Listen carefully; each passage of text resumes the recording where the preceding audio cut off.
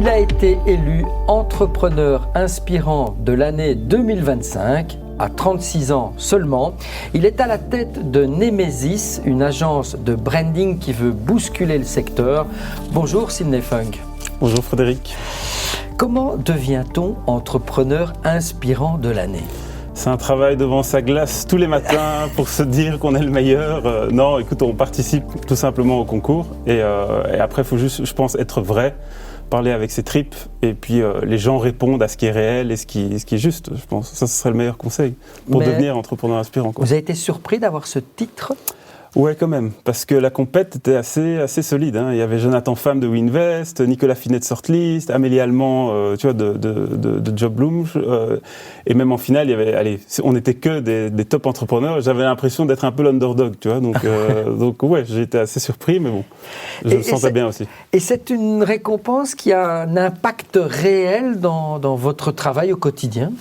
Pas forcément dans mon travail au quotidien, je reste le même, hein, je ne signe pas encore des autographes dans la rue ou quoi que ce soit, mais non, ça aide à justifier, à légitimer tout le mouvement qu'on est en train de faire avec Nemesis depuis le début, quoi. C'est une gommette en plus qui prouve qu'on avance dans la bonne direction, que les gens croient dans notre discours et tu vois, que ce qu'on dit, ben, ça touche, quoi.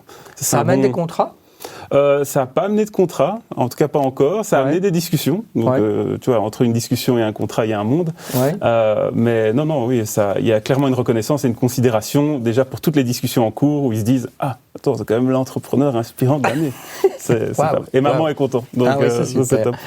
Bon, avant de parler de votre agence de branding qui s'appelle Nemesis, donc, on va revenir quand même quelques années en arrière. Initialement, vous rêviez de faire des études de cinéma. Ouais, je voulais être réalisateur et pendant que j'étais à l'école, j'arrêtais pas de faire des films, des trucs, des courts-métrages avec mes potes dans le quartier, etc. Et il y a encore des trucs qui traînent sur Internet, donc j'ai pas d'élite, mais donc si vous voulez trouver, vous trouverez, quoi. Mais ouais, tout a commencé par le cinéma, quoi. Et pourquoi ça n'a pas continué ? J'ai raté mon examen d'entrée à l'IAD. Okay. Et tu vois, moi j'étais là, je vais attendre un an pour refaire mon test d'entrée. Et ma mère m'a dit, non, je vais t'inscrire à l'UNIF en communication. Et tu discutes pas, tu vas pas rester à la maison à rien faire, quoi. Et là, sur le campus, on est au début des années 2010, hein, vous allez déjà faire vos premiers pas d'entrepreneur. Hein, vous créez une première société, Arrow, qui fait quoi exactement ? Arrow, en fait, tout est parti. J'ai raté ma première année et puis je me suis dit maintenant il faut être impliqué à 100% dans l'UNIF, donc je suis devenu délégué. En devenant délégué, j'ai vu le problème des pulls universitaires et je me suis dit pulls universitaires. Ouais, les pulls universitaires pour les auditoires. Je me suis dit tu sais quoi, je vais lancer une boîte. J'avais des potes designers et je me suis dit on va faire des pulls universitaires. Ça, c'était le début d'Arrow. Et après, tu rencontres des potes qui font de la musique et tu te dis, bon, on a des designers, on fait du merchandising, on va faire un label de musique. Puis tu as du merchandising, un label de musique, et puis on se dit, on va faire des soirées. Et donc, petit à petit, on a fait plein de trucs pendant l'université. J'étais assez entrepreneur déjà, quoi, à ce moment-là. Qu'est-ce que ça vous a appris, là ? C'est les bases de l'entrepreneuriat ? T'apprends à faire. Je me rappelle que j'ai même eu à un moment une lettre, parce que j'avais très mal fait ma comptabilité, où j'avais 15 000 € à payer de frais ou de conneries de retard. Donc là, j'ai dû prendre un comptable, des trucs, vraiment, ça m'a appris plein de choses. Ça t'apprend à faire et ça t'apprend à vendre, à pitcher, ça t'apprend à créer une offre, ça t'apprend tout, quoi.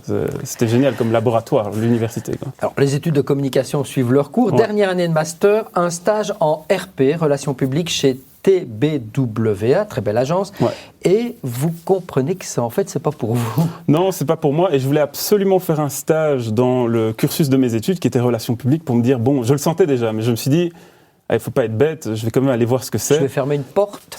Ouais, exact. Je me dis, avant de fermer la porte, j'aimerais comprendre c'est quoi le métier qui pourrait m'attendre. Et j'ai appris plein de trucs, mais ce n'était pas pour moi, quoi. Et là, je me dis vraiment... Et c'était une première graine où je me dis, OK, ce modèle d'agence, je pense qu'il y a moyen, c'est super inspirant, il y a moyen de faire un nouveau modèle d'agence et ça me nourrira plus tard quand j'ai lancé Nemesis, quoi. Avant ça, il y a quand même un passage dans une marque de vêtements. Oui. Marque de vêtements pour le marché B2B, donc tu vois, pour les imprimeurs, Stanley Stella. Okay. Et là, j'y ai travaillé 3 ans. J'ai travaillé en direct avec le CEO Jean Chabert, où j'avais carte blanche, je pouvais bosser sur un département. Franchement, j'ai appris de fou. Il s'est un peu positionné comme un mentor pour moi, où on analysait les comptes de la boîte, où il me coachait, il me disait, regarde, parce qu'il a senti que j'étais très entrepreneur, parce qu'il m'avait repéré pendant l'université, quoi. Et donc ça, c'était une magnifique école. Et puis, à un moment, dans le département où j'étais, ça a été coupé. Donc, j'ai été licencié de chez Stanley Stella. Et là, je me suis dit, c'est le moment de se lancer, quoi. Parce que j'avais beaucoup entrepris pendant le NIF. Là, on m'avait donné un projet très entrepreneurial chez Stanley Stella. Et puis là, en sortie, je me suis dit, bon, c'est le moment. J'ai appris chez TB, j'ai appris chez Stanley. Je pense qu'il y a un nouveau modèle d'agence à faire en termes de branding. Mais avant ça, là, avant l'agence, avant Nemesis, il y a encore une expérience. C'est vrai. Vous avez lancé votre propre marque de vêtements. Exact. Ça n'a pas vraiment marché. Ça n'a pas pris, et je te le dis direct. Ma copine m'a regardé après 3-4 mois, elle m'a dit, mais qu'est-ce que tu fous? Pourquoi tu ne te vends pas toi-même? Pourquoi tu ne vends pas ta vision que tu as du branding? Tu as adoré faire le branding de cette nouvelle marque. Bah, fais ça de ta vie. Fais de la consultance, vends du service, quoi. Et là, je me suis dit, oui, elle a raison. Et donc c'est tout ce travail sur l'importance de l'image de marque qui vous titille. Ouais. Et donc, il y a tout juste 5 ans, on est en novembre 2020, sortie de Covid qui revient, qui repart. Vous fondez Nemesis avec 2 complices, publicité. Oui, Johan et Yael, si nous me regardent, bonjour. Et pourquoi ce nom Nemesis? Parce que dès le départ, quand on a lancé Nemesis, on se disait on veut être le Nemesis des agences de branding. Parce qu'aujourd'hui, toutes les agences de branding... C'est quoi être le Nemesis? Rappelons. Pour moi, c'est un peu son destructeur de l'industrie. Bon, ça peut paraître très revanchard, très violent, mais le truc, c'est qu'on croit que faire du branding juste par la porte du design, donc de juste travailler sur le covering et l'aspect design, ça n'a pas d'impact. Pour moi, un nouveau logo ne fera pas vendre plus, un nouveau logo ne changera pas votre culture d'entreprise, un nouveau logo vous ne permettra pas de mieux de recruter et d'apporter de la clarté en interne. Et avec Nemesis, on se disait, mais attendez, les leader brands qui existent, donc les meilleures marques dans le monde aujourd'hui qui nous entourent, c'est pas juste l'aspect image qui fait que ce sont des marques ultra connues qu'on achète et qu'on adore. C'est 10-15% de l'équation, c'est la partie image, mais ce qui fait qu'un Apple est si puissant, qu'un Nike est si puissant, Coca-Cola ou toutes ces meilleures marques, des Google, c'est leur capacité en interne d'être tellement claire à construire une idée à des milliers d'employés et d'être aligné en interne, qui fait que, in fine, quand tu arrives dans un magasin Apple, quand tu vas acheter un produit, tu vas vivre l'expérience, tu vas comprendre et tu vas vivre une expérience cohérente. Et donc nous, on s'est dit, mais faire du branding, c'est créer des marques. Et créer une marque, c'est avoir ce résultat-là. Donc il y a une partie interne que tu ne peux pas dire, on s'en fout en fait. Et donc on était là avec mes 2 associés à se dire, mais en fait, comment avoir une approche qui va aller à ce niveau de profondeur, à ce niveau de change management pour aligner les équipes en interne autour d'une idée, sans aucun compromis, et de protéger cette idée, pour faire qu'elle survive jusqu'à le client final ou jusqu'à tous les points de friction.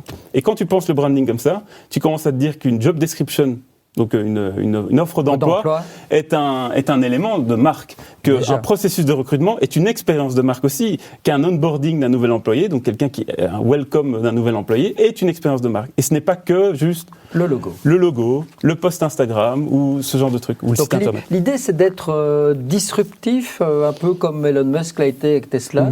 On ne l'a pas fait pour être disruptif, mais clairement, Nemesis, parce qu'au début, moi, j'ai été parler à toutes les agences, ou blindé d'agences, où chaque semaine, j'essaie de rencontrer des CEO d'autres agences.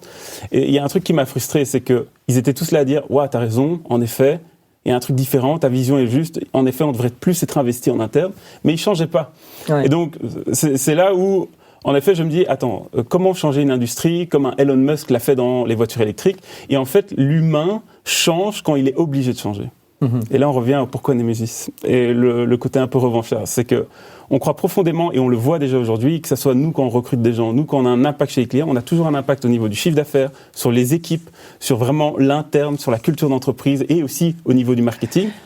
Mais c'est grâce à ce changement-là qu'on veut apporter dans le monde que tu dois forcer un changement. Tu dois devenir le meilleur en termes de pricing, le meilleur en termes de culture. Et donc, on est en train de créer un modèle qui sera juste, que tu ne pourras plus ignorer et qui fera changer l'industrie. Mais comment, je reviens à il y a 5 ans, comment on arrive à s'imposer quand on lance une nouvelle agence de branding, ça reste la définition, dans ce monde d'agences plus classique, comment on s'impose ? Tu t'imposes en faisant du forcing, ça c'est clair. Et ça, c'est le conseil que je donnerais à tout entrepreneur. C'est au début, il faut faire. La version 1 de Nemesis, celle si on remontait dans le temps, dans le passé, c'était Sydney avec juste Yael.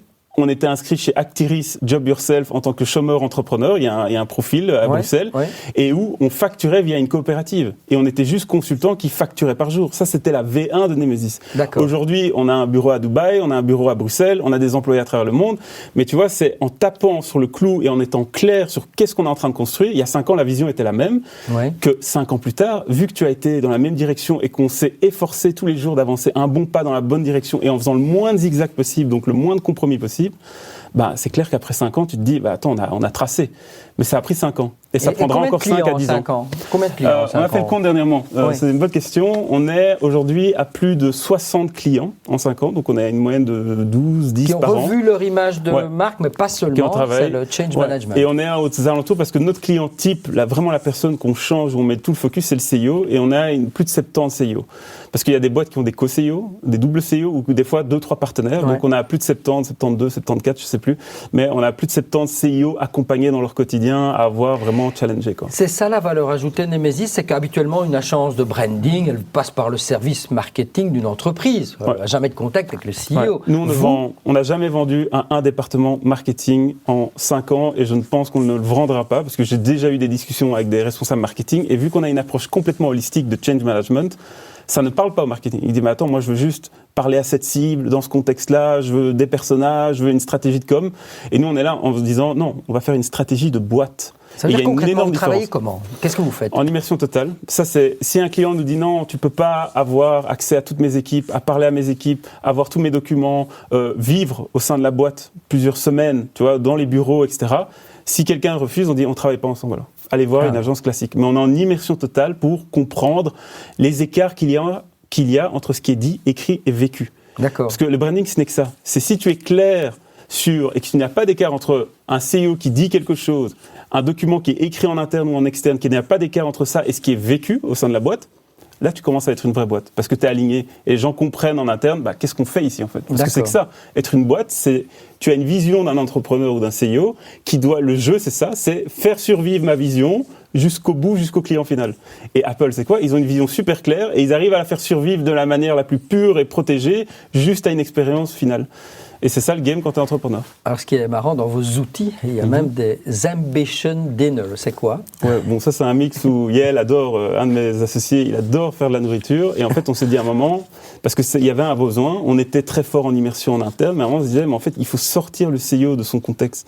Parce que c'est marrant, parce qu'on arrive avec une attitude sans ego, très brutalement honnête, parce qu'on est là, on a vu les chiffres, on a parlé aux équipes, on est cash. Et à un moment donné, tu parles dans le bureau du CEO qui est fermé, et puis tu amènes des sujets qui grattent, tu vois, un peu poil à gratter. Et là, le CEO, il commence à baisser la voix. Il commence à dire, oui, mais en fait, Et là, tu dis, ok, il y a un sujet qui est, alors qu'on est entre nous.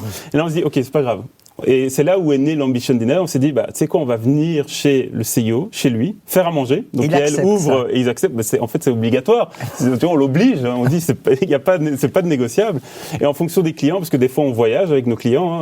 Par exemple, dans le cas de Gentis, on avait été à Casablanca, etc. Là, on avait passé carrément une semaine avec l'un des CEO de la boîte. Tu vois, donc vraiment on le découvre autrement. Et on était de 7h du mat ensemble jusqu'à 2-3h du mat parce qu'on allait après en soirée manger, boire un verre, machin, etc. Et on a passé vraiment... Donc ça permet de comprendre l'entreprise, de la redéfinir et de revoir au final son image de marque. Exact. Et ça permet aussi de pouvoir dire les choses dans le bon contexte et dans le bon moment pour vraiment faire capter. Parce qu'il y a un truc qui se passe, c'est que certains CEO, à partir d'une certaine taille, sont dans une bulle où plus personne ose leur dire les trucs. Et donc nous, on arrive en disant... On fout une claque, quoi, en disant maintenant c'est fini, ça c'est ce qui va pas, et ils valorisent ça. Et quand tu es entrepreneur, tu n'attends que ça, d'apprendre et d'être challengé. Et donc là, souvent, les CEO, quand ils disent j'ai envie, je crois en vous, j'ai envie de m'engager avec vous, ils le voient presque comme un coaching personnel, tu vois. Ils se disent je vais apprendre de dingue, et ça va être génial à faire. Donc c'est le cas, c'est à chaque fois chouette à faire. Alors aujourd'hui, Nemesis, vous l'avez dit, c'est une vision planétaire, un bureau à Dubaï. Pourquoi Dubaï ? Il y a un mix humain. Johan, un de mes associés, rêve de vivre là-bas avec sa femme et faire tout le déménagement. Et aussi, on croit profondément que le bon move économique et business à faire, c'est d'aller vers l'Est. Et Dubaï est une plaque centrale où tu as accès rapidement à l'Asie, tu as accès vraiment à tout ce marché du Middle East. Et aujourd'hui, dès le départ avec Nemesis, on s'est dit il faut aller à l'international si tu as des ambitions. Donc il faut une culture anglophone en interne. Il faut aller dans la région Europe, Middle East, Africa. Et donc très vite, on s'est dit bon, on va faire déjà un point à Dubaï et accélérer par là, quoi. Donc, et dans cette vision planétaire, il y a aussi des collaborateurs. Je reprends votre expression que vous m'avez dit en coulisses, en culture remote. Ça veut dire quoi ? En fait, le truc, c'est que je crois profondément que si on a une ambition internationale, il faut aller chercher les talents là où ils sont. Et donc, avec une philosophie comme ça, très vite, on a recruté quelqu'un au Brésil, 2 personnes au Mexique. C'est juste parce que de via, on s'est dit on cherche des profils de change management qui travaillent en innovation, vraiment des gens où on veut le parfait human fit, culture fit, business fit. Et si tu regardes le monde comme un playground, tu commences à te dire mais attends, je peux aller choper des talents à travers le monde qui sont incroyables. Et on a pu choper des designers qui avaient bossé chez Google, chez Walsh, tu vois, qui sont dans les meilleures agences dans le monde. Et vu que nous on a cette culture de dire on veut que tu travailles là où tu es bien. Parce que si tu aimes le surf, je ne vois pas pourquoi tu devrais attendre 2 semaines par an pour aller surfer. Autant vivre à Hawaï et bosser d'Hawaï. Donc nous, on a cette culture de dire, mets-toi au meilleur endroit pour toi dans le monde, que ça soit proche de ta famille, proche de n'importe où. On ne va pas te faire déménager, mais ça demande le challenge de créer une culture autour de ça. Mais vu qu'on était né dans le Covid, on avait déjà un peu à l'étrier, quoi. Donc, ce sera ma dernière question, parce qu'on est déjà à la fin de cette interview. Comment vous voyez Nemesis dans 10 ans ? Je la vois comme la référence dans le monde du branding, et ça ne veut pas dire être à 1000 employés, c'est plutôt être une des meilleures agences de branding en termes d'impact, d'impact aussi bien sur nos clients que sur nous en interne, parce qu'on est drivé par une vision chez Nemesis, c'est de créer un monde qui a plus de sens. Et le moteur des entreprises, on passe 60% de sa vie dans une entreprise. Et si tu amènes du sens au sein d'une entreprise, tu as un impact sur les employés de cette entreprise, tu as un impact sur le fondateur de cette entreprise, et donc tu as un impact. C'est le meilleur moyen nous on a trouvé pour amener plus de sens dans le monde, c'est de travailler avec des boîtes. Et l'idée et pourquoi devenir une des meilleures agences dans le monde, c'est pas pour dire on est les meilleurs, c'est pas lié à un ego, j'en ai rien à foutre. C'est juste que si demain on est la référence, on va commencer à nous écouter. Parce qu'aujourd'hui, quand je parle aux autres agences, je dis « Regarde ce qu'on fait, regarde les impacts qu'on a sur le chiffre d'affaires, sur ce client-là, etc. » Ils ne nous écoutent pas, parce que ça ne fait pas mal. Donc, on va faire mal, on va presque les buter, tu vois. Mais après, on va donner la méthode complètement ouverte. Parce que c'est comme ça que tu feras le changement. Un peu, et tu parlais d'Elon Musk, je pense que c'est ça que tu voulais que je dise, mais Elon Musk a donné ses brevets. Parce qu'il s'en fout, il veut amener un changement dans un marché, et qu'on l'aime ou qu'on l'aime pas, il faut dire qu'il a plutôt réussi. Et donc, voilà, moi je m'inspire des meilleurs ou des choses qui sont bien dans le monde. Et l'idée, c'est de devenir la référence et après d'ouvrir la méthode à qui veut. Parce que je rêverais de voir 3 personnes au Brésil qui kiffent notre méthode, qui téléchargent nos documents, qui téléchargent tout et qui créent au sein du Brésil leur boîte à la Nemesis et qui eux kiffent leur vie et qui fassent de l'impact à travers le monde. Et donc, je m'en fous d'avoir 1000 employés, mais je veux que l'impact, on le balance partout. Eh bien, on aura compris pourquoi, Sidney Fung, vous êtes l'entrepreneur inspirant de l'année 2025. Ouais. Merci d'être venu nous raconter votre histoire. Ouais. Nemesis, c'est dans la boîte.